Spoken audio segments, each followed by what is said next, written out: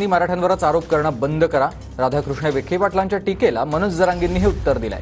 तुमच्यासारख्यांमुळे एक दिवस जात मरेल असं जरांगे पाटील त्यांना म्हणाले. तर मराठा आरक्षणाचं आंदोलन भरकटलं असल्याचं विखे पाटील यांनी म्हटलं होतं. त्यालाच उत्तर जरांगे पाटलांनी दिलंय.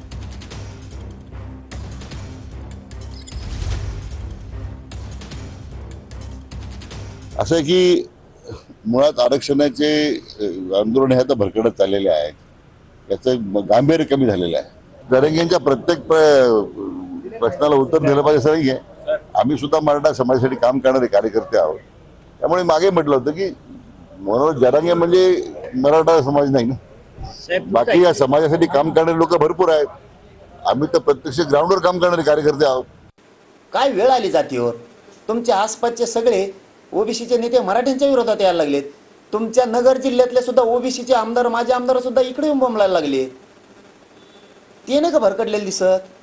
जरा मराठ्यांचे लोक मराठ्यांवरतीच आरोप करायचं बंद करा.